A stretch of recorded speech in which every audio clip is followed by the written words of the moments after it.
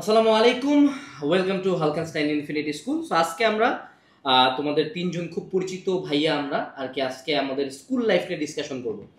তো কেন ডিসকাশন করব? কারণ বড়দের গল্প শুনলে নিজেরা মোটিভেটেড হওয়া যায়, নিজের আইডিয়া পাওয়া যায় এবং সবচেয়ে বেস্ট প্র্যাকটিস হলো অন্যের ভুল থেকে শিক্ষা না নেওয়া, ঠিক আছে?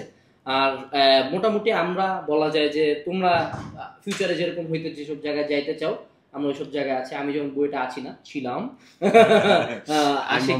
ইসলাম, হ্যাঁ আমি আশিক ঢাকা ঢাবিতে, ইউনিভার্সিটিতে আছি। সামি আছে কুয়েটে। কুয়েটে। তো আমরা মোটামুটি মানে ভালো ভালো পাবলিকে পড়াশোনা করতেছি, অনেকের ক্ষেত্রে এগুলো স্বপ্ন আছে। তো আমরা আমাদের জায়গা থেকে এখন যদি আমরা স্কুল লাইফটাকে কোনো একটা স্কোপ দিয়ে দেখতে পাই, কি করতাম? একটা ওপেন এন্ডেড ডিসকাশন হবে, তুমি বেশ কয়েকটা আইডিওলজি পাবা, কোনটা তোমার জন্য ওয়ার্ক করে সেটা তুমি এখানে পিক করতে পারবা। তো আমাদের প্রথম আমার মনে হয় আলোচনার যে বিষয়বস্তুটা হইতে পারে সেটা হলো যে স্কুল লাইফে আমাদের আসলে মিস্টেকগুলা কি কি থাকে, না আমাদের কি কি কারণে আমাদের আফসোসগুলা হয় যে স্কুল লাইফে আমি এই কাজটা করলে ভালো করতাম। স্বামী, তুমি শুরু করো। প্রথমত স্কুল লাইফের ক্ষেত্রে ভাই, স্কুল লাইফ তো সবারই মনে করেন যে one of the best moments এখানে আমরা ক্রিয়েট করি আর কি। তো স্কুল লাইফে আসলে যে ভুলগুলো আসলে হয়েছে, যে অনেকে যে কমপ্লেনটা করে স্কুলে ঠিক মতো ক্লাস হয় না। হ্যাঁ, ঠিক আছে, কারণ মনে করেন যে অনেক স্কুল আছে যেগুলোতে মনে করেন ক্লাস না হলে এটা তো কমপ্লেন।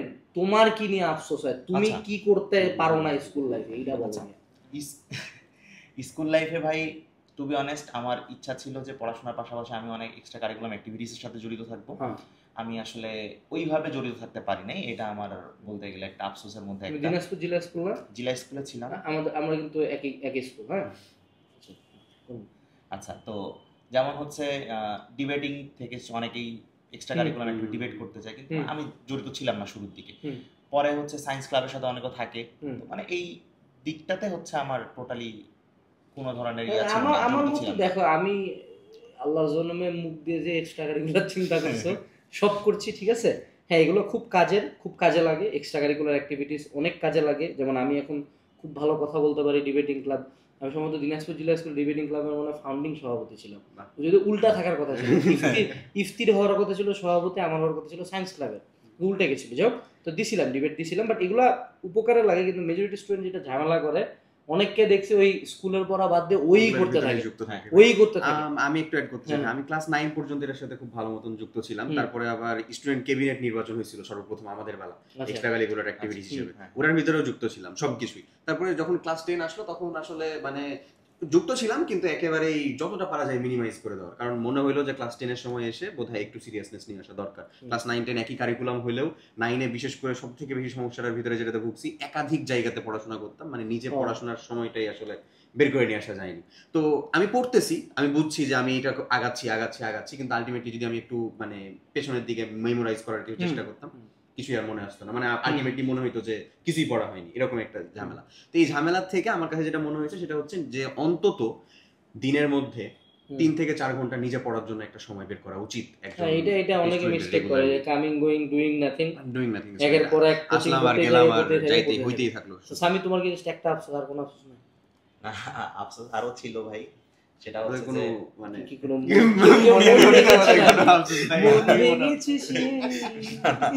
এই ধরনের কোনো আফসোস না। আফসোসের মধ্যে একটা ছিল যে মনে করেন যে এসএসসির সময় যেটা হইতো, যে মনে করেন যে আপনার টাইম অনেক নষ্ট হইতো। কিভাবে? যে আপনার কোচিং অনেক থাকতো। এইটা না করে যদি আমি পড়াশোনার পিছনে এফোর্ট দিতাম, তাহলে দেখা যেত যে রেজাল্ট আরো ভালো হইতো। আর 9 10 রোল কত ছিল? 9 এ আমার রোল ছিল হচ্ছে 10, আর 10 এ ছিল হচ্ছে 9। আমার রোল ছিল 1 ভাই।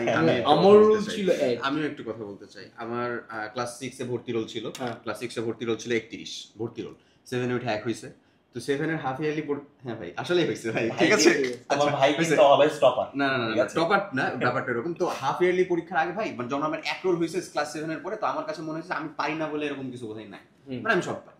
আর একবার দেখবো হয়ে যাবে, ঠিক আছে। না শোনেন, শেষ করি আমি। তো ওখানে যে এটা মানে বাংলাদেশের বিশ্ব পরিচয়, আমার কাছে মনে আছে একটা খুব সহজ কোশ্চেন আমাকে ক্লাস টিচার জিজ্ঞাসা করছিল, যে ওই মানে আসলে ওই যে উর্দুর ঘোষণা এসব কারা দিয়েছিলেন, এরকম কিছু। তো ভাই ওটা মোহাম্মদ আলী জিন্না, আমি ওটা খাতার ভিতরে আবু আলী জিন্না লিখে আসছি ভাই। তো মানে এই যে একবার দেখলেই হয়ে যাবে, এটা আমার একেবারে খুব ওভার কনফিডেন্স চলে আসছে। তো তো এই ঘটনার পর থেকে জীবনের অনেক তিক্ত অভিজ্ঞতা হইলো, হ্যাঁ। তারপরে হুট করে একটা মানে আলাদা একটা অন্য স্কুল থেকে একজন ট্রান্সফার নিয়ে আসছে, ও দেখা গেছে আমার যে ফুটেজ খাওয়ার জায়গাটা ছিল ওটাকে ধীরে ধীরে গ্র্যাব করা শুরু করছে, বুঝছেন। তো এই যে ভাই খুব একটা মানে এর ভেতরে মানে কলিজাতে একটু দুঃখ লাগছে রীতিমতো। ওই দুঃখটা লাগার পর থেকে সবকিছু চিন্তা ভাবনা বাদ, কিছু একবার দেখলে হয় না, এরপর থেকে 10 বার করে দেখবো, যতক্ষণ পারি ততক্ষণ দেখবো এই চিন্তা ভাবনা। তো হাফ ইয়ারলির ভিতরে যখন রেজাল্ট আসে তখন আমি হয়ে যাই হচ্ছে 7, রীতিমতন 7 হাফ ইয়ারলি রেজাল্টে, কিন্তু এটা তো রোল না, ওই হাফ ইয়ারলির পরে, হ্যাঁ ফাইনালে। তো এই হাফ ইয়ারলির পরে তারপরে চিন্তা ভাবনা হলো যে ওগুলা সবকিছু বাদ, আমি নোবডি, ঠিক আছে মানলাম, বাট আমার কাছে মনে হয় আমার পড়াশোনা বা স্ট্রাগল ছাড়া এখানে কখনোই এটা টিকে থাকা সম্ভব হবে না। তারপরে ভাই ক্লাস 8 এ আসলাম 1, 9 এ 1, ক্লাস 10 এ 1, এখনো লেদার আসে, আলহামদুলিল্লাহ এখন পর্যন্ত কোনো প্রবলেম নাই। কিন্তু ও কিন্তু লেদার আসে, হ্যাঁ কেন লেদার আসে এই জোকটা পরে ধরতে পারবে যখন তোমরা বড় হবা। হ্যাঁ বড় হও, বড় হবা। আচ্ছা ঠিক আছে, আমার আফসোস হইলো যে আমি স্কুল লাইফে সবচেয়ে বেশি যে ভুলটা করছি, আমি ম্যাথ হাতে লিখে করতাম না। আমি হলো ম্যাথ দেখে যাইতাম, আমি ভাবতাম যে আমি হলাম ওই যে কি শেরে বাংলায় পড়বো, এক নজর দেখবো চিট্টির মতো, হচ্ছে এক নজর দেখবো ম্যাথ হয়ে যাবে। জীবনও মিলে নাই, একটি ম্যাথও মিলে নাই। প্রতিবার ম্যাথে 10-15 মার্ক করে ভুল করে আসতাম। নাম্বার বাড়তো আমার বাংলা, ইংলিশ, তারপরে হলো এই যে ভাবি প ইসলাম ছিল, ওগুলা মনে করে আমি ছিলাম জায়েন্ট, হ্যাঁ মানে ওগুলাতে আমার 5 করে 15 আবার এই দিক দিয়ে ব্যাকআপ হয়ে গেল, ঠিক আছে। তো এটা একটা আফসোস ছিল। সেকেন্ড যেটা আফসোস ছিল যে আমি আমার স্কুল লাইফটাকে খুব অ্যাবনর্মাল সিরিয়াসনেসের সাথে পার করছি, মানে অ্যাবনর্মাল সিরিয়াসনেস। আমি তো বাস্তব কথা ভাই, তোমরা যে স্কুল লাইফে কোন বেহেস্তে আছো, মানে এই যে তোমরা কোন সুখের টাইমটা পার করতেছো তোমার জীবনে, মনে রাখবা জীবন হলো ক্লাস 10 পর্যন্ত, এর চেয়ে বড় বাস্তব কথা নাই। জীবন হলো ক্লাস 10 পর্যন্ত, এরপর থেকে জীবন শেষ মামা, সে ধ্বংস, কিচ্ছু নাই এরপর থেকে, শুধু আন্ধার আর আন্ধার, কোনো সুখ নাই, কোনো শান্তি নাই, খুব পেইন।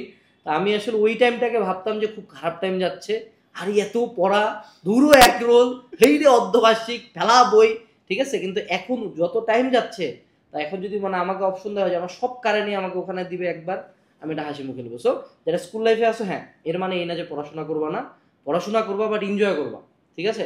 যেমন এই যে আত্মীয় স্বজন অনেকে বাঁচি ছিল, এখন অর্ধেকের বেশি মরে গেছে, বাপ মা এখন মানে এক পা কবরে। সো এই জিনিস লাইফটা একটু এনজয় করো। ওকে, আমার মনে হয় আমাদের আফসোসগুলো নিয়ে একটু কথাবার্তা হয়েছে, এই ভুলগুলো নিজেরা করবা না। এরপরে এখন আমরা প্রত্যেকে স্কুলের পোলাপানদের জন্য 3টা করে টিপস দিব। ওকে, আমি প্রথমে দিয়ে শুরু করছি। আমি প্রথমে একটা জিনিস বলবো, এটা আমার ভুল থেকেই বলা, হ্যাঁ সেটা হলো যে আমি টু মাচ থিওরি ফোকাস ছিলাম। মানে ধরো পরীক্ষার আগে আমার কাছে চিন্তা হইতো যে ওরা সবাই দেখতাম আমি যে আগেকার বছরের ভাইদের কাছ থেকে কোশ্চেন নিয়ে এসে পড়তেছে, তারপরে হচ্ছে যে মানে গাইড পড়তেছে, ধরো কোশ্চেন প্র্যাকটিস করতেছে এরকম। বাট আমার কাছে কথা হচ্ছে যে না, এগুলা কিছু না, আমি হচ্ছে সুন্দর মতন এই চ্যাপ্টারে থিওরি পড়ে যাবো, থিওরি পড়ে থাকলে তো সবই পারবো কাইন্ড অফ। আমি পারতাম না এরকম না, পারতাম, কিন্তু আমার থেকে ওরা বেশি পারতো, দ্যাটস দ্য থিং। তো আমি বলবো ভাইয়া যে যখনই কোনো একটা পরীক্ষা সামনে আছে বা এরকম কিছু বা কোনো কিছু একটা ইফিশিয়েন্টলি ওখান থেকে পড়া আদায় করতে যাচ্ছ, সো কোশ্চেন প্র্যাকটিস ওটার জন্য মাস্ট। হ্যাঁ, তুমি থিওরিটুকু পড়তেছো, ওটা যদি তুমি শুধু থিওরিটুকু ক্লাসে যা স্যার পড়াইছো ওটুকুও পড়ে থাকো, এটা অনলাইন ক্লাসে যেটুকু করছো ওটুকুও পড়ে থাকো, তারপরে যদি তুমি কোশ্চেন প্র্যাকটিস করো, দ্যাটস কিন্তু এনাফ। সেটা আসলে এই জন্য কিন্তু আমরা আমাদের একাডেমিক অ্যাডমিশন এসএসসি যেটা ওটা কিন্তু প্রোগ্রামের টেস্ট পেপার দিছি, টেস্ট পেপার সলভিং অ্যাড করছি আলাদা করে। যে প্লাস ওরা অনেকে বলছে যে ম্যাথে আমরা কম ম্যাথ করাইছি, তো এই জন্য কিন্তু তোমাদের এখন নতুন যে ক্লাসগুলো 4-5 ঘন্টা করে আসতেছে, টিচার হলো সামি রেকর্ড করতেছে, মানে ম্যানুয়ালি আমরা প্রত্যেকটা ম্যাথ করাচ্ছি আর কি। এটা একটা ভালো ব্যাপার হয়েছে। সেকেন্ড থার্ড সাথে আচ্ছা, পরের যে কথাটা বলবো সেটা হচ্ছে যে প্র্যাকটিস। মানে তুমি যতটা পড়তেছো তার থেকে চেষ্টা করো, মানে কোনো একটা জিনিসকে 4 বার পড়ার থেকে ওই জিনিসটাকে একবার পড়ে আরেকবার লেখার। যদি লিখে প্র্যাকটিস করো তোমার এটা বেশি মেমোরাইজ থাকবে। থার্ড যে জিনিসটা সেটা হলো যে যখন তুমি কোনো একটা কনসেপ্ট পড়তেছো, অল্প পড়ো, প্রত্যেকদিন পড়ো, অল্প পড়ো, প্রত্যেকদিন পড়ো, যতটুকু সময় পড়তেছো ততটুকু শুধু ওইটাকেই পড়ো। এই যে ধরো ওইটাকে পড়তেছো, সাথে একটা ফোন চলতেছে, স্ক্রলিং চলতেছে, বা সামনে একটা টিভি চলতেছে, এই কাজটা কাইন্ডলি করো না। এটা করা যাবে। এই তিনটাই হচ্ছে আমার তরফ থেকে। এই ঝামেলাগুলো আমাদের সময় ছিল না, আমাদের সময় ফোন পাইতাম না। স্কুল লাইফে ফোন ছিল বাটা ভাই। এখনো মনে পড়ে ভাই স্কুল লাইফে যে আমাদের কারোর কোনো ফোন ছিল না, আমার তো ফোন ছিলই না। আমি ইন্টার লাইফে হচ্ছে বাটন ফোন ইউজ করছি। আমারও সেম। কিছু ফ্রেন্ড হচ্ছে ফোন মাঝে মধ্যে নিয়ে যেত, এত ভয়ানক রকম মাইর খাইতো স্যারের হাতে। ভাই এটা দেখা স্কুলে ফোন ধরা পাওয়া, আরে স্কুলে ফোন ধরা পাওয়া ভাই, মানে মাইর পড়ার থেকেও বেশি মাইর। আমার স্কুলে ফোন নিয়ে মর্নিং শিফটে ছিল মোতাহার স্যার, আর ডে শিফটে ছিল শহীদুল স্যার। আল্লাহ শহীদুল স্যারের মাইর, বাপ রে বাপ, বাপ রে বাপ। আচ্ছা না, আমি এখন যদি আমার 3টা সাজেশন বলি, 1 নাম্বার শুধু সায়েন্সের সাবজেক্টগুলো নিয়ে পাগল হয়েও না। বাংলা, ইংলিশ, বাংলাদেশ বিষয়, ইসলাম শিক্ষা, আমরা কিন্তু প্রত্যেকটা সাবজেক্টের ক্লাস দিচ্ছি। ইভেন ইনক্লুডিং কর্মজীবনমুখী শিক্ষা, কৃষি শিক্ষা, এগুলাও রেকর্ড করতেছি, এগুলাও হচ্ছে। ইভেন তুমি যদি আমাদের বইগুলো দেখো, বইগুলোতে তুমি সব সাবজেক্ট পাবা। কেন? কারণ দেখো ফিজিক্সেও 100, বাংলাদেশ বিষয় পরিচয় 100। আমি স্টুডেন্ট, আমার কাছে নাম্বারের কোনো ডিফারেন্স নেই, আমি কিছু দেখতে পাই না। আর তুমি তো এইচএসসি তে পড়ো না, তুমি তো বুয়েট মেডিকেল কোচিং করতেছো না যে তোমার সায়েন্স নিয়ে পাগল হতে হবে। So focus on all subjects equally, এটা হলো 1 নাম্বার টিপস। 2 নাম্বার টিপস, যেটা আমার ভুল আবারও সেম, ম্যাথ হাতে লিখে করো, ফিজিক্সের ম্যাথ হাতে লিখে করো, কেমিস্ট্রি ম্যাথ হাতে লিখে করো, উচ্চতর গণিতের ম্যাথ হাতে লিখে করো, সাধারণ গণিতের ম্যাথ হাতে লেখো। তুমি যদি ম্যাথ না পারো, এটার মূল রিজন তুমি ম্যাথ করতেছো না, তুমি হয়তো শুধু থিওরি পড়তেছো। নিজে একটা ম্যাথ 3 বার করো, চতুর্থবার মুখস্থ হয়ে যাবে। স্কুলের তো সুবিধা রে ভাই, বইয়ের ম্যাথ তুলে দেয়। এইচএসসি তে তো তাও ম্যাথ বানায়, স্কুলে তো বইয়ের ম্যাথ, বইয়ের উপপাদ্য, বইয়ের সম্পাদ্য দেয়, ঠিক আছে। তৃতীয় টিপস হলো বাবারা এমসিকিউ নিয়ে চিন্তা করো। অনেকে আছে শুধু থিওরি পড়তেছো, তোমরা অনলাইনে যেসব ক্লাস করো, টিচার শুধু থিওরি পড়ায় পাগল করে দিচ্ছে। আমাদের যে এই যে অল ইন ওয়ান মাস্টার বুক, প্রত্যেকটা চ্যাপ্টারে আমরা সিকিউ দিছি, বোর্ড স্ট্যান্ডার্ড বেশ কয়েকটা, কিন্তু এর সাথে দিছি সবচেয়ে ইম্পর্টেন্ট এমসিকিউ গুলা। তুমি এখানে প্রতি চ্যাপ্টারে এমসিকিউ পাবা। কারণ রিজনটা হইলো যে দেখো 30 মার্ক 25 মার্ক, তুমি যদি ভাবো যে আসমান থেকে জাস্ট আজীবন বললাম সিকিউ, বিনা কারণে হঠাৎ করে আমাকে একটা ফেরেশতা আছে এমসিকিউ মিলাই দিচ্ছে, এটা কখনো হয় না। বরঞ্চ তুমি 25-এ দেখবা যে তখন তুমি 15-17 পাচ্ছ, সেই এমসিকিউ কে ডিফারেন্ট ফোকাস করো। সামি, তোমার পার্ট। আচ্ছা, আমি একটা কথা শেয়ার করি, সেটা হচ্ছে যে আমরা যখন প্রথম ক্লাস 6 এ উঠি আর কি, তখন হচ্ছে সিকিউ মানে সৃজনশীল লেখাটা শুরু হয় আর কেবল হলো, হ্যাঁ কেবল শুরু হয়েছিল। তো তখন হচ্ছে ম্যাথের সৃজনশীল আসলে বুঝতে পারতেছিলাম না যে আসলে কোশ্চেন কিভাবে হবে না হবে। এর কারণ ছিল কি যে আমরা ম্যাথ করছিলাম, এমন না যে করছিলাম না, কিন্তু সিকিউ এর যে কোশ্চেন প্যাটার্ন বা সৃজনশীল যে লেখার এই জিনিসগুলো ধরতে পারতেছিলাম না। এর জন্য তোমাদের সাজেশন থাকবে, তোমরা পড়াশোনা করতেছো ভালো কথা, কিন্তু সৃজনশীলের প্র্যাকটিসটা অন্তত চালা যেতে লাগবে আর কি। মানে বিশেষ করে একটা চ্যাপ্টার পড়ার পর টেস্ট পেপার মেডিজ একটু খুলে দেখা, কারণ অনেক কোশ্চেন অ্যাপ্লিকেশনটা কি রকম, হ্যাঁ বইয়ের জিনিসই দিছে কিন্তু একটু উল্টায় দিছে। যেমন ধরো তোমাকে দিলাম যে sin 2 থিটা 4 থিটা, আর তোমার বইতে আছে এটা sin 2a 4a। সো এই যে ডিফারেন্সটুকু যে একটা সৃজনশীল কেমনে ধরা যায়, যে বইয়ের কোন ম্যাথটা, এটা তোমাকে একটু প্র্যাকটিস করতে হবে। নেক্সট হচ্ছে যে অযথা মনে কর, যেটা আমরা দেখছি আর কি, যে অনেকে অনেক বেশি টিউশন পড়ে, একাধিক করে। তো এই ফাঁদে পড়ার দরকার নাই। তুমি যদি পড়ার ইচ্ছা হয় তুমি একটাই পড়বা, না হলে আমাদের কোর্স যেটা আছে কোর্স দেখো, এনাফ। বাস্তবতা, এটা হচ্ছে বাস্তবতা। কারণ স্কুল লাইফে এত প্রাইভেট লাগে না। ওই আমাদের স্কুলে যে অতিরিক্ত ক্লাস করাইতো না, স্কুলের একটা কোচিং হতো, কোচিং এর ক্লাসের শেষে, ওটা আমার কাছে বেস্ট লাগতো। ওটাই বেস্ট, সর্বোচ্চ বাসে একটা টিচার থাকলে মধ্যে নি না। এখন তো ভাই মনে করেন যে আপনার ফিজিক্স আলাদা, কেমিস্ট্রি আলাদা পড়ে, প্রত্যেকটা সাবজেক্ট আলাদা পড়ে, ম্যাথ আলাদা পড়ে। আমাদের সময় ভাই আপনি তো জানেন যে হচ্ছে ফিজিক্স, কেমিস্ট্রি, ম্যাথ সব এক সাইড পড়াইতো, নির্মল স্যার পড়াইতো, নির্মল স্যার পড়াচ্ছে বা মিজান স্যার পড়াইতো, স্যার পড়াচ্ছে বা এদিকে যেই স্যার যার কাছে তুমি পাঁচটা সাবজেক্ট ইজিলি পড়া যায়। হ্যাঁ, এটা খুব ভালো জিনিস ছিল, এই কাজটা করিও। এই টাইম ওয়েস্ট করবা না আর কি। আর কথা হচ্ছে যে পড়াশোনাটা একটা টাইম ফিক্সড করে করবা, যে অন্তত সন্ধ্যার পরের টাইমটা রাখবা নিজের পড়াশোনা করার জন্য। কারণ নিজে পড়াশোনা না, এটা তো আমাদের সময়কার রুটিন ছিল। সন্ধ্যা 6টা যে বাইরে থেকে খেলে আসে, সন্ধ্যার পরে বাসায় ঢুকে ফ্রেশ হয়ে নামাজ কালাম পড়ে আজান হয়ে গেছে, বাসায় ঢুকি না এখন। মানে মাগরিবের নামাজ পড়া শেষ আম্মার, আর আমি এখনো বাসায় ঢুকি না, ছিড়ে দৌড়, মানে বাইরে থাকলে খবর ছিল।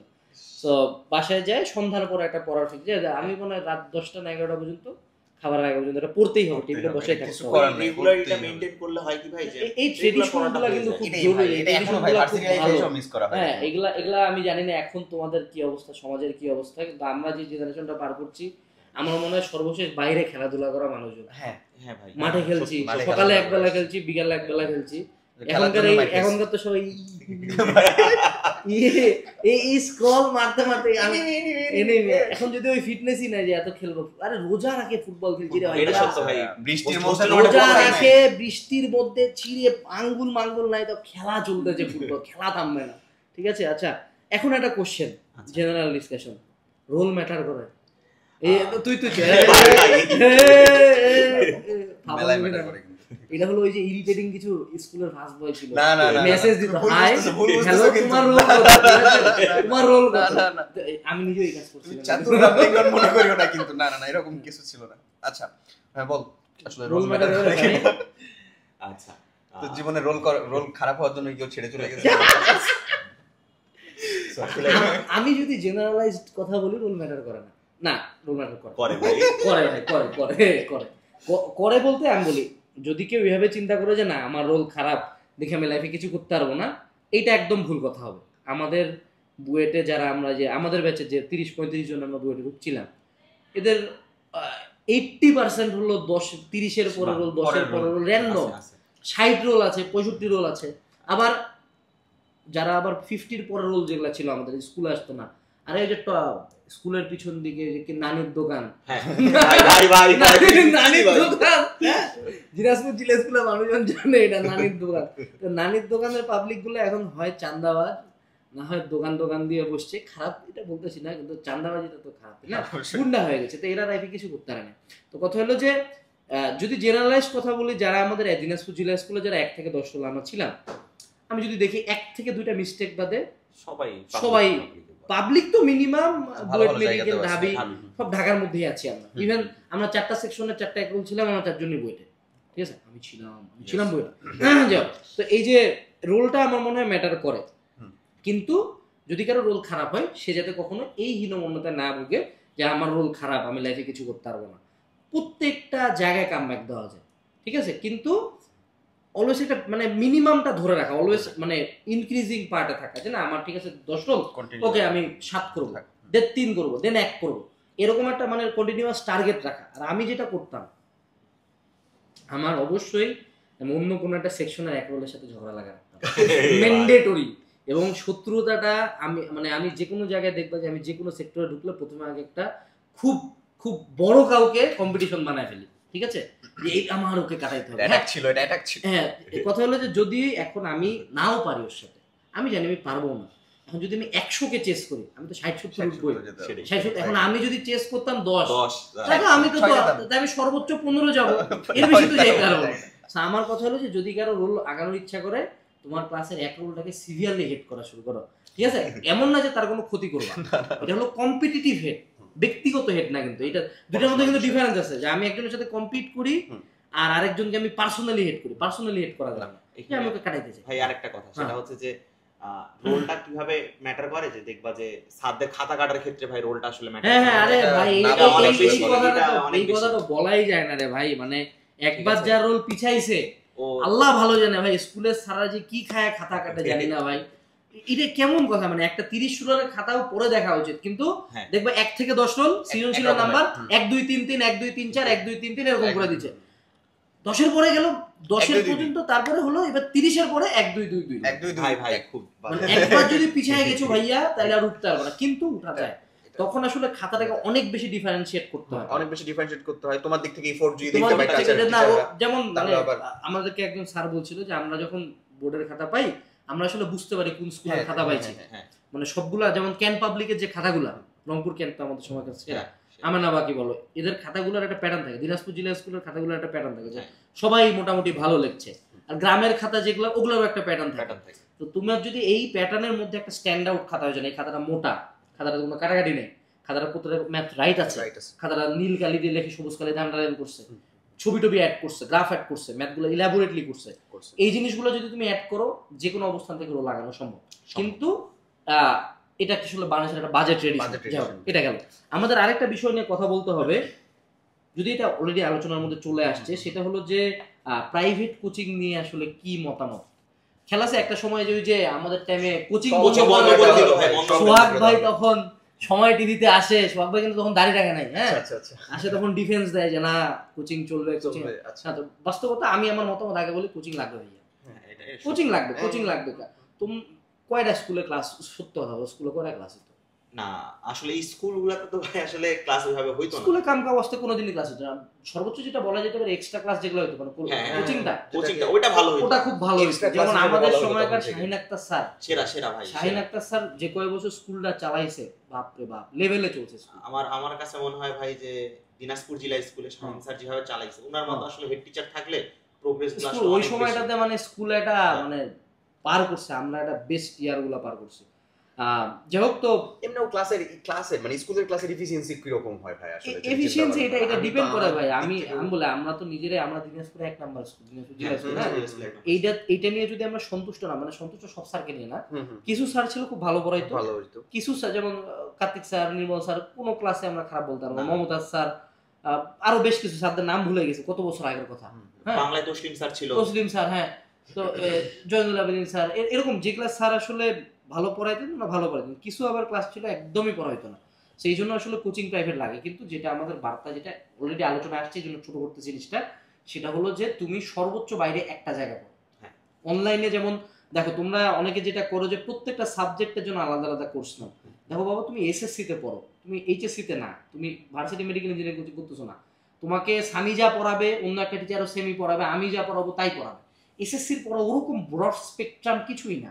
মানে এখানে আমি যতই ইন্টারেস্ট ঢুকানোর চেষ্টা করি, যতই থিওরি ঢুকানোর চেষ্টা করি, এটা এসএসসি স্কুল, ঠিক আছে? স্কুলকে অত অ্যাডভান্স লেভেলে চিন্তা করার দরকার নেই, অ্যাডভান্স পড়বে এইচএসসি তে, ঠিক আছে?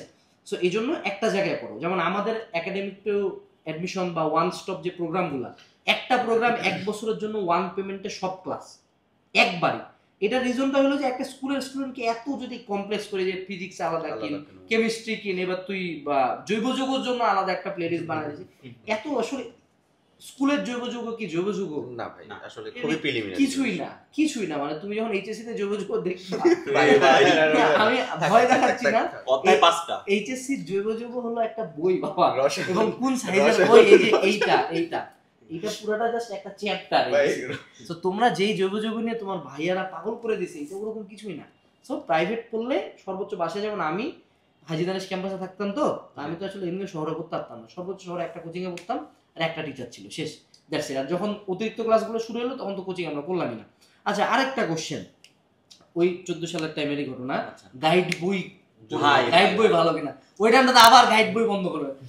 আমি বুঝি না সরকারের সবসময় মানে কোন জায়গাটা যে কামের কোনো জায়গায় খুঁজখুচানি নাই, যে ল্যাব নাই, কোন একটা স্কুলে ল্যাব, কোন একটা স্কুলে ল্যাব হয় না, এসএসসি প্র্যাকটিক্যাল গুলো ঠিকমতো হয় না ভাই। আরে ভাই 20 টাকা করে, 2 টাকা 20 টাকা করে তুলে নিত আয়া প্র্যাকটিক্যাল পরীক্ষা, এই কাম করছি, ঠিক আছে? তো একটা ল্যাব নাই, এটা নিয়ে কোনো কথা নাই, কোন জায়গায় রুটিন অনুযায়ী ক্লাস হয় না, এটা নিয়ে কোনো কথা নাই।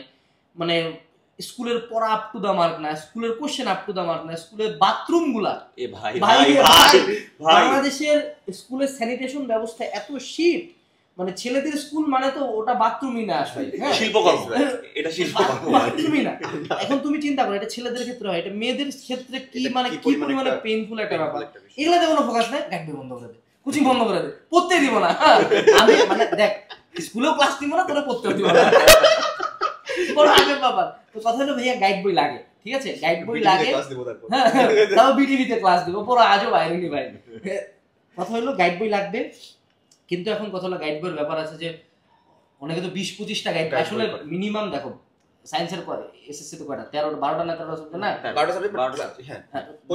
12টা গাইড ভাইয়া, 12টা গাইড এক্স্যাক্টলি। এখন তোমার একটা ম্যাজিক দেখে, এটা হলো 12টা গাইড, একটা এটা কিন্তু আবার কোন ক্লাসের? ক্লাস 7 এর, একটা মাত্র, ক্লাস 6 এর একটা বইয়ে সব আছে, একটা মাত্র বই, জাস্ট একটা বই। তো আমরা গাইড বইয়ের ক্ষেত্রে আমি আগের দিন কি নোটিস করলাম জানো, এই গাইড বই আলাদা আলাদা ব্যাচে হলো বড় 2 পাবলিক, পাঞ্জেরি লেকচার, হ্যাঁ, এর আগে একটা মাল ছিল, খেলা আছে জুপিটার, আমাদের সময় জুপিটার ছিল, আমাদের সময় ছিল, এখন নাই, জুপিটার কোনো বন্ধ হয়ে গেছে, জানি না কি হয়েছে। জুপিটার এই গানটা করতে একের ভিতর সব, হ্যাঁ জুপিটার একের ভিতর সব। সো আমাদের এটা হলো একের ভিতর সব, অল ইন ওয়ান মাস্টার বুক। তোমরা এটা সব সাবজেক্ট একটা বইতে আছে, সব সাবজেক্টের বাকি গাইডে যা আছে ওটাও আছে, বাট এটা কম্প্যাক্ট ফর্মে আছে। সো এই বইটা অর্ডার করতে পারো। সো গাইড বই নিয়ে আমরা মনে হয় জেনারেলে যে একটা ডিসকাশন আছে, গাইড পড়তে হবে, গাইড পড়বে, ঠিক আছে? আচ্ছা, লাস্ট বাট নট লিস্ট, সেটা হলো আমরা আসলে আজকের পডকাস্টের নতুন কোনো কোশ্চেন না নিয়ে সবশেষে স্টুডেন্টদের উদ্দেশ্যে একটি করে লাইন প্রত্যেকে বলার সুযোগ পাবো। আচ্ছা বলো, কি বলবো? কোর্সে ভর্তি হবা, এটা ভাই তো বলছে। কথা হচ্ছে যে তোমার বাবা মারা যে তোমাদের পিছনে এত টাকা ঢালতেছে, সেই টাকার প্রপার ইউটিলাইজ করো, তো পড়াশোনা করো, তাদেরকে অন্তত গর্ব ফিল করা যে হ্যাঁ তার ছেলে পড়াশোনা করতে, তার ছেলে ভালো কিছু স্বপ্ন দেখে, ঠিক আছে? সেই স্বপ্নের শুরুটা হোক 9 থেকে, সেই স্বপ্নের শুরুটা হোক ক্লাস 10 থেকে। ভাইয়া the morning shows the day. হ্যাঁ, ওই স্কুল লাইফে আমি খুবই একদম মানে গুন্ডা ছিলাম, কোনো পড়াশোনা করতাম না, স্কুল পালাইতাম, স্কুল শেষে মারামারি করি, আর আমি হঠাৎ করে এইচএসসি তে এসে একদম সুফি দরবেশ হয়ে একদম বুয়েট ফার্স্ট হয়ে যাবে, এটা হয় না। তুমি খোঁজ নিয়ে দেখবা যারা বুয়েটে পড়তেছে ওদের ট্রেডিশনটাই জিরো থেকে ওরকম, যারা মেডিকেলে পড়তেছে স্কুল লাইফে যাবে, বেবি থেকে দেখবো ওর একটা প্যাটার্ন ছিল, প্যাটার্নে ঢুকতে হবে। তুমি বলবো কিছু? না ভাই, আমার কথা হলো কোর্সে ভর্তি হও, কোর্সে ভর্তি হও। আর একটা কথা হলো যে স্কুল লাইফটাকে সিরিয়াসনেস প্লাস মজা দুইটা মিলাই নিতে হবে।